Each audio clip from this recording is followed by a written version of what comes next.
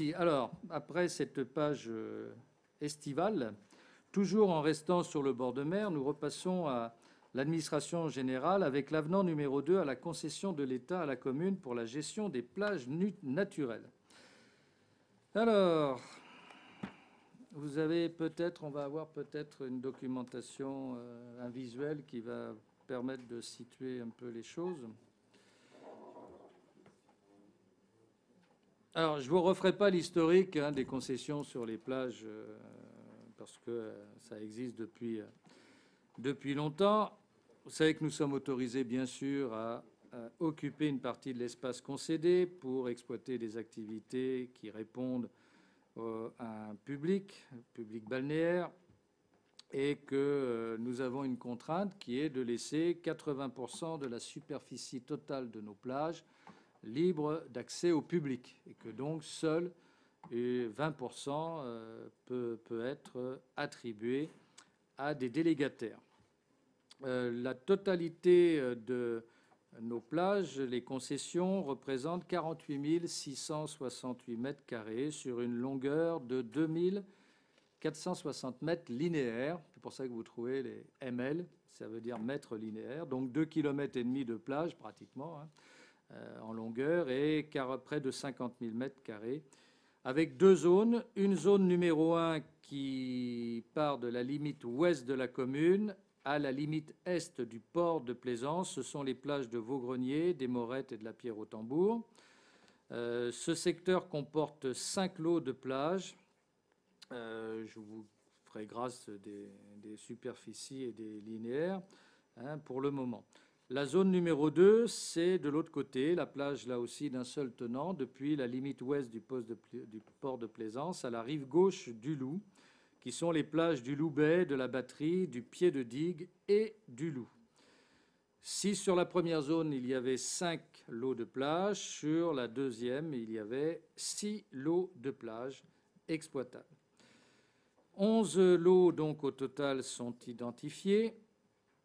Et au regard de la durée qui reste de la concession de ces plages, c'est-à-dire 8 ans, il nous est apparu nécessaire de procéder à des modificatifs de la concession dans le but surtout de l'adapter aux évolutions pratiques de notre littoral. Et donc c'est pour ça que nous faisons en fait une actualisation qui nous paraît tout à fait nécessaire, puisque cet avenant va consister d'une part à supprimer 2 lots de plage existants, puisque non occupés. Alors peut-être pourrait-on revenir dans ces suppressions. Ça c'est l'extension avant. Voilà. Non, ça c'est création. Voilà, la plage du Loup. Alors la plage du Loup, entre parenthèses, c'est très intéressant de voir la très belle allée de la plage avant les travaux qu'on y a fait. Ça nous fera un document pour l'histoire dans le cadre des journées du patrimoine. Ce sera pas mal. Donc il y a une plage qui a été concédée en face que l'exploitant n'a jamais voulu prendre en exploitation. Alors ça a une conséquence pour la commune, c'est que l'État, du moment que vous avez concédé cette plage, vous lui devez une rémunération. À charge pour vous d'obtenir une compensation de la part du délégataire. Il est évident qu'à partir de là, la non-exploitation, puisque personne n'est intéressé sur ce lot de plage, eh bien, fait que nous payons pour rien. Nous trouvons satisfaisant qu'il y ait une plage publique à cet endroit-là. C'est une plage familiale. Depuis que nous y avons mis d'ailleurs du sable, c'est absolument archi-plein du matin jusqu'au soir tard.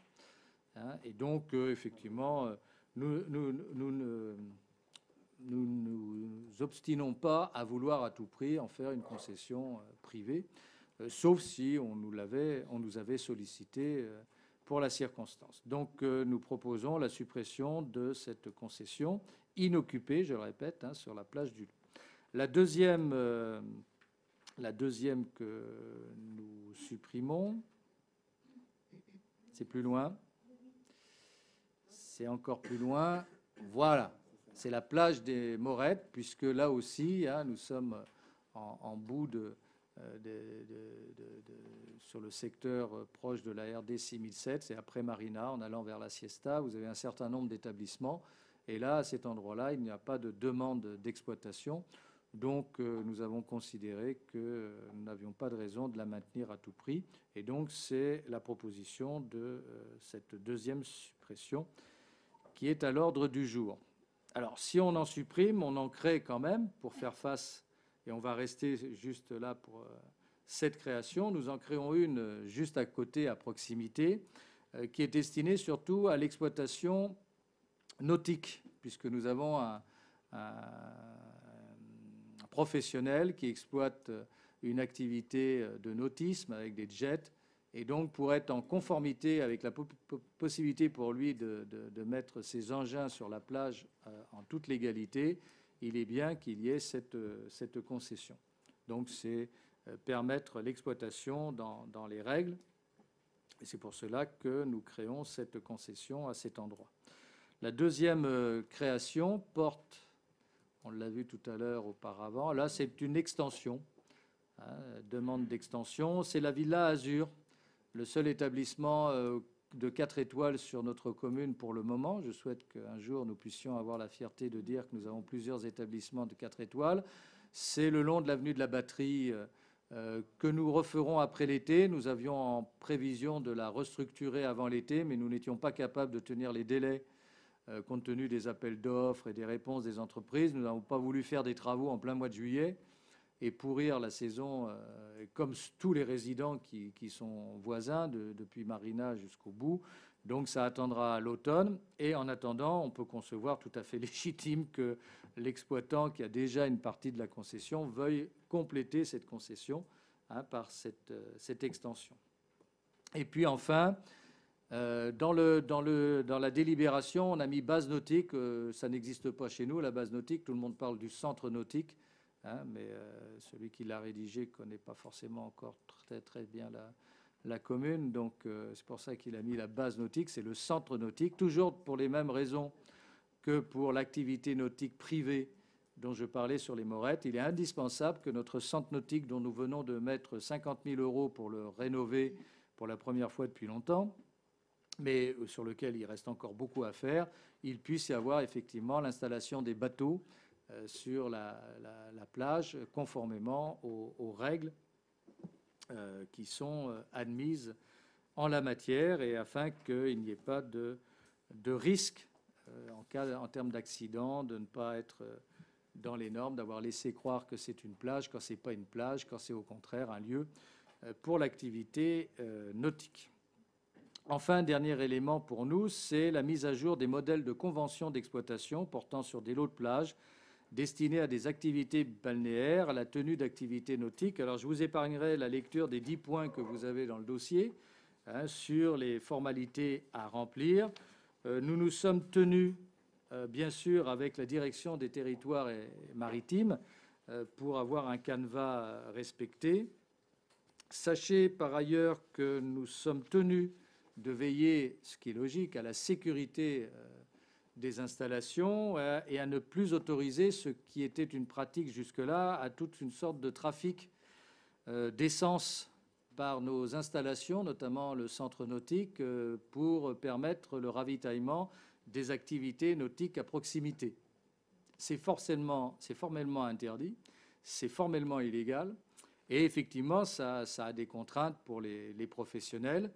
Nous ne le méconnaissons pas, mais on ne peut pas s'affranchir de respecter des règles de fonctionnement. Imaginez un seul instant qu'il y ait un incident avec un enfant dans le passage de jerrycan d'essence en pleine journée, et ça serait absolument invraisemblable. Donc c'est précisé également dans le texte qui vous a été donné. Je précise que ce qui vous est soumis à délibération a été bien sûr avant proposé à la direction départementale des territoires et de la mer, qui ne nous a fait aucune remarque négative en la matière, qui nous a demandé donc de le soumettre à délibération pour nous permettre ensuite de le valider. Voilà, j'en ai fini sur ce rapport qui aurait dû être rapporté par Laurent Colin, mais qui ne pouvait être disponible aujourd'hui. Donc c'est bien volontiers que je fais à sa place ce rapport. Y a-t-il des observations, des questions, des précisions? Bien, écoutez, je vous en remercie. Donc, contre, abstention, adopté à l'unanimité. Voilà pour cette délibération sur nos plages. Je crois que j'en ai encore une dans la foulée. C'est toujours dans le développement durable avec le vélo, ce qu'aurait dû rapporter Laurent Collin là aussi. Alors, nous acceptons la convention que la région nous propose pour faire un abri vélo à la gare SNCF. Voilà. Ça va nous coûter de l'argent quand même. Ils sont gentils, la région, ils veulent bien qu'on fasse des abris vélos, mais à condition qu'on les paye, qu'on se charge de l'entretien, etc. Là, ils sont très contents qu'on intervienne sur leur territoire. Généralement, c'est toujours un peu compliqué pour obtenir satisfaction d'une implantation d'accueil, d'office du tourisme, par exemple. Hein. C'est chasse gardée, mais là, bon.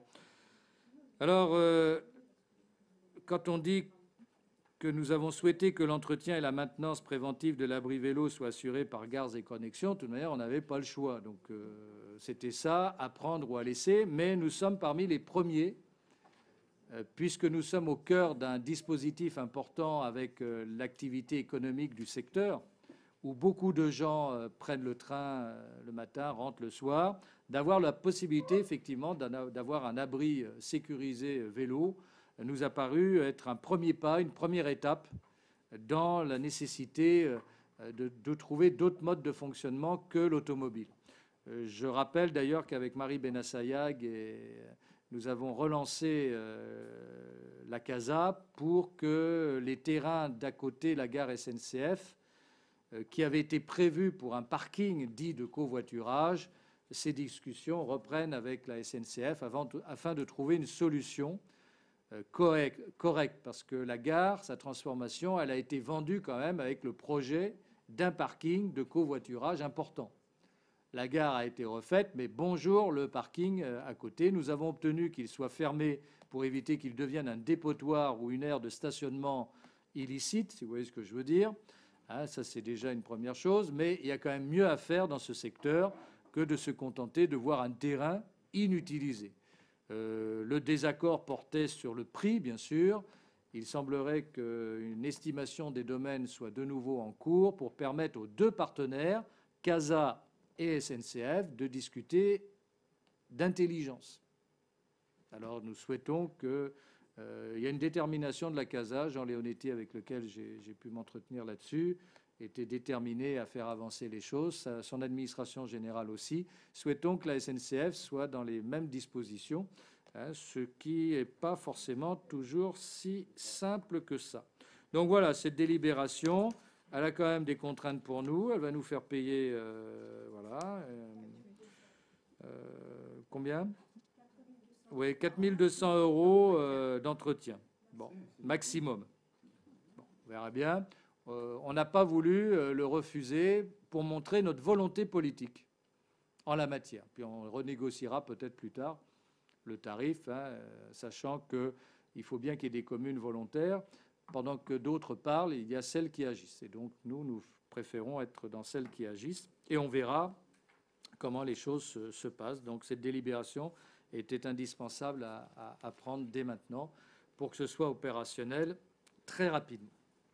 Y a-t-il des observations? Des commentaires? Bien, ben écoutez, merci pour tous ceux qui pratiquent le vélo pour aller bosser et le train ensuite, hein, parce que ce n'est pas du loisir. Et puis souhaitons que pour les voitures, prochainement, on puisse avoir une bonne nouvelle à vous annoncer. Voilà. Tranquillité publique, on est toujours